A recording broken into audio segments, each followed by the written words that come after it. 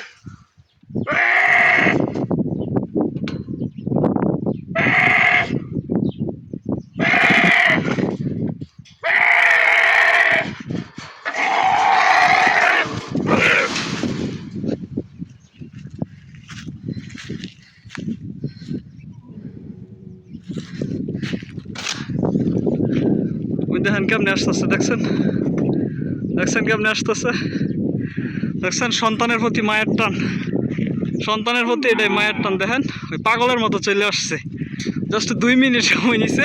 কত দূরে আসছিল ওইখান থেকে ওই চলে আসছে। সন্তানের প্রতি এটাই মায়ের ভালোবাসা, এটাই মায়ের টান, পশু হোক আর মানুষ হোক। দেখেন চলে আসছে সেকেন্ডের মধ্যে হয়।